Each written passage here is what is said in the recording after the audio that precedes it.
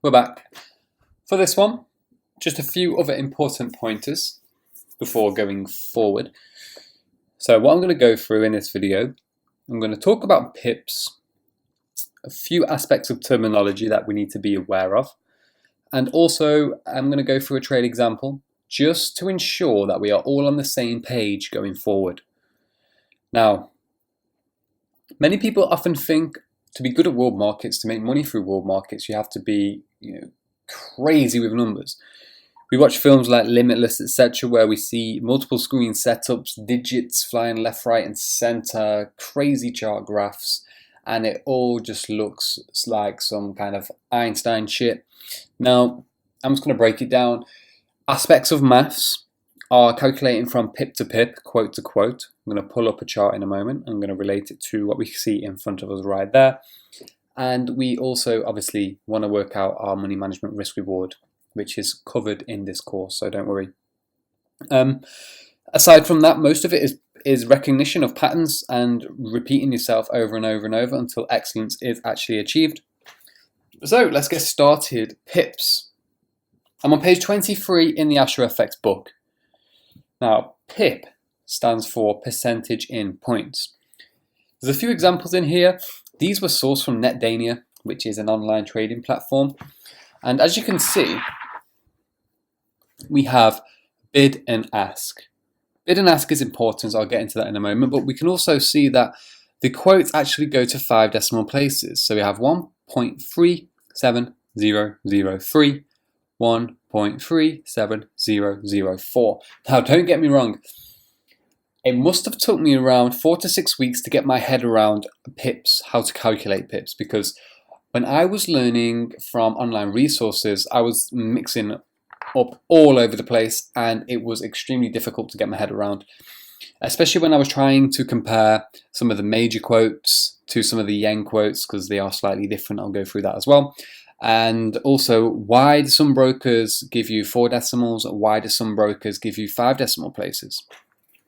Now, here, firstly, the pip difference from the price, 1.3700, and I've put in brackets the fifth one here, 3, to 1.3701 in brackets 2, is indeed an increase of 0.9 pips.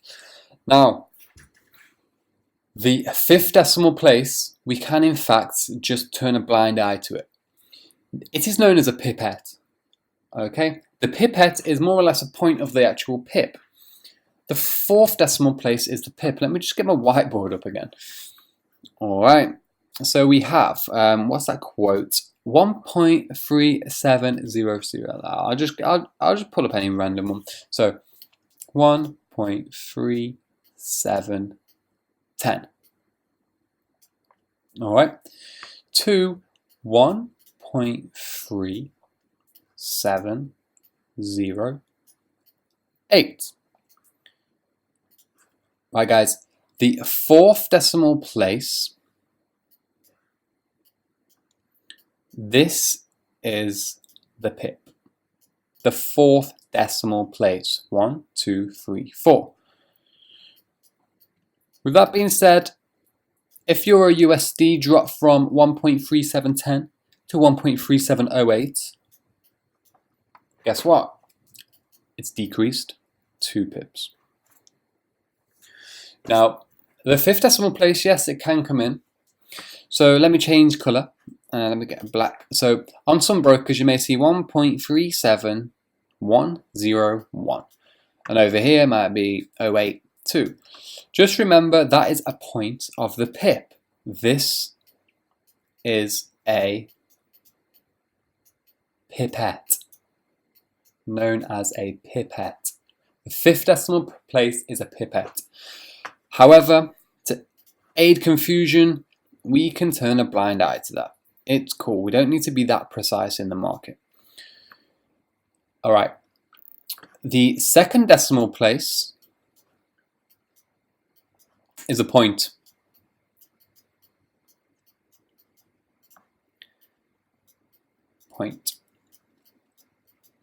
A point equals 100 pips, guys. Simple as that. So let's say your USD went from 1.3710 to 1.3608.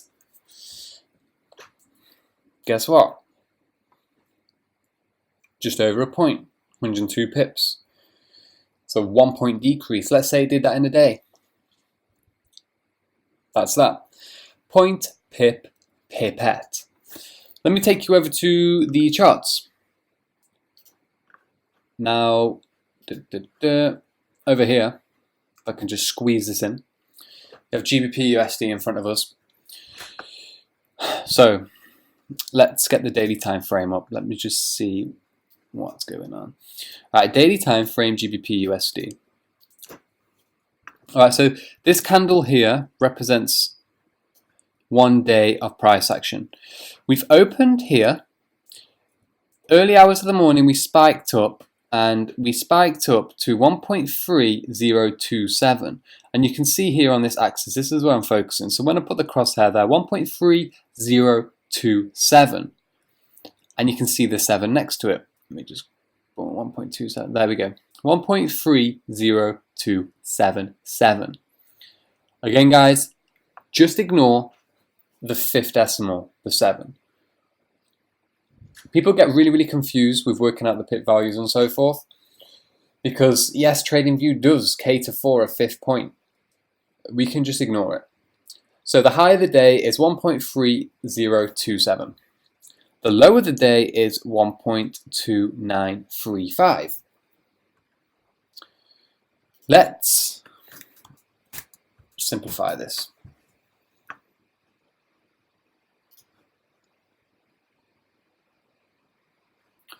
So 1.3027.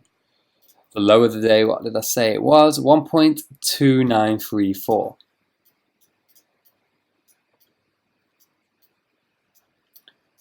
Again, focus is on the 4th decimal. Ignore the 5th decimal on TradingView. It's okay. For those people who struggle, simply start with getting a calculator. So if we've gone from 1.3027 down to 1.2934, we just take it away. Take away 1.2934. There we go. Simple as that. 93 pips. So GBP today has gone from the high of the day, it's made a low at the bottom, so from top to bottom it's done 93 pips. But if we look at the chart, we can see that we've pulled back up from the lows of the day, so 35s, we're currently at 72, so we are up around 35, 37 pips from the low of the day so far. Cool. So that's how we can work it out. So from the top to bottom, GBP USD is fallen 93 pips. Now that's 93 pips on a smaller time frame. It will become a lot clearer as to, I'll just show you. So if we go down to the hourly, if we look at the hourly time frame, we can see we started up here. This must have been the Asian session. Boom, fell in the London session, and then we've just kind of consolidated and gone sideways because we're still in the US session at the moment. So that's that. Now, aside from that, all I want to just show you is the yen. Okay, so because we will be trading some yen pairs, I will be uploading some yen pairs in future videos. So here we go. Now the yen works slightly different. I'm going to focus on euro yen. So let's just get the current price of the euro yen at the moment. So here we are, 113.06. So 113.06. However, there's a 4 next to it. 064. Now, yen pairs are slightly different. All yen pairs are like this because the value of the yen is so large, so long. The compressed currency exchange tells us that there's so many yens to a pound or a dollar. It has to be converted with not just 1, but maybe 2 or 3 points before the decimal. So here, 1, 2, 3. Now, just like the fifth decimal on, let's say, Euro USD or the pound, all right, the third decimal is the pipette. The one we want to be focusing on any of the yen pairs is the second. That is the pip. This one is the pipette, which we can just erase from our minds, and that's our primary focus. So let's have a look at the yen. So let's say the lower today was 112.70. So we can do 112.70. We can do this one in our heads. So 70 to 06, 12 to 13, taking one away from the other. From the lows to the highs, guess what? 36 pips from the low to the high today. So with the yen pairs, we can ignore the third decimal. On the other pairs, we can ignore the fifth decimal. I just wanted to clear that up with everybody. Now, I'm going to stress this later on in our other videos, but we only really want to focus on a handful of pairs going forward, especially if you're just starting out. That is not to say Astro FX recommend we trade 2 or 3 pairs, no. I'm talking when we want to start out, we need to get used to the currencies. We need to get used to all of the levels, the figures, the exchange rates. So I know off the top of my head all of the key levels I have on the yen, on Euro yen over here. Like this setup, this is one of the live setups. I'm actually in this trade, and at the end of the video course, you will actually see live trades, befores and afters. This is one that's currently in motion. But I entered short around 1, and you can't really see that, but here I entered at 1, let's say 113. My target is 112. So 113 to 112, I'm looking for 100 pips. My stop loss is above the highs, 30 pips, at 113.60. So from 113 short up to 113.60 stop loss, I'm risking 60 pips here, and I'm going for 100 pips. So the risk reward is a 1 to 1.5. Now, as I say, all of the currencies, you can see here the change percentage of the day. You can see the last, I think you can customize this. Can you customize this? Maybe somehow you can customize this. But you can see the current price on there and so forth. So you can see here, Euro USD 1.1166 and then the little 2 there. That's the fifth decimal we can ignore. So we've just gone from 66 to 65, 65, 65, 65, 66. It's just fluctuating 1 pip at a time. Now, if I just remove this out of the way, that's that with the quotes. So yen pairs are slightly different, guys. Just remember that. It might take you a while to learn, depends how much experience you have. Everybody's different with numbers, don't get me wrong, but it just helps. This is why journaling, saving the work, annotating your work is important, because you start to program your mind with all of these new figures. So that's one aspect of maths there. Pull back the book. Okay, so all of this is in the book as well. Feel free to rip it up, put it on your wall, do what you need to do. The other point I want to express here is that on TradingView, okay, and when we're using professional, not just TradingView, but a charting platform, we only see one running quote. There's only one running quote to any currency pair. Now, the reason, I've got this off MetaTrader. I pulled this from MetaTrader quote board, and every single broker you use, you are going to see two quotes for your currencies. One's called the bid, one's called the ask. So USD Swiss franc, let's do this one together. So the bid is 8879. Again, I'm just going to 8879. And what is that? That's 0.8879. 0.8879. And the ask is 0.8881.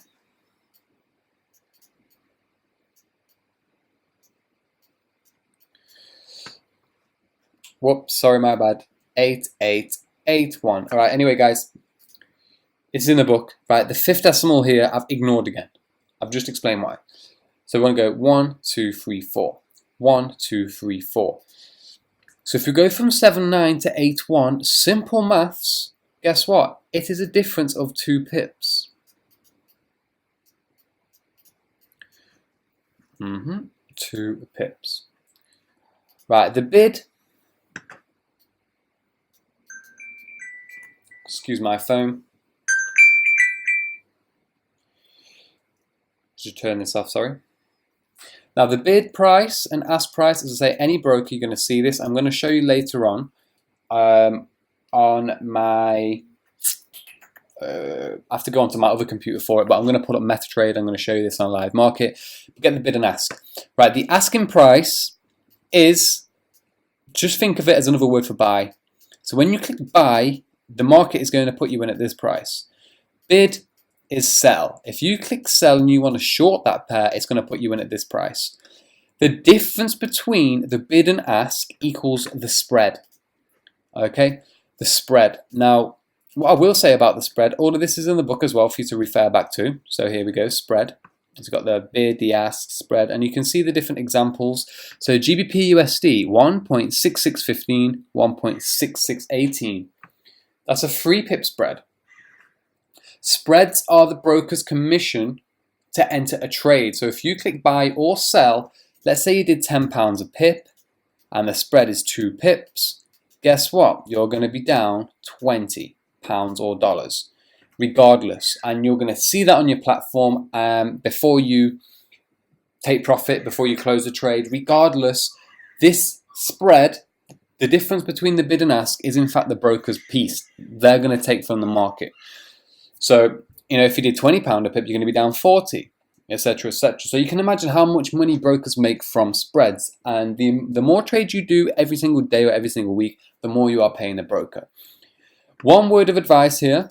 Another reason why we don't trade directly on fundamentals and high volatility news events is because when, let's say, non-farm payroll comes out, or we got some interest rates, or any other high volatile news event comes out, there and then, this spread can go from 2 pips. I've even seen it go up to 8 pips.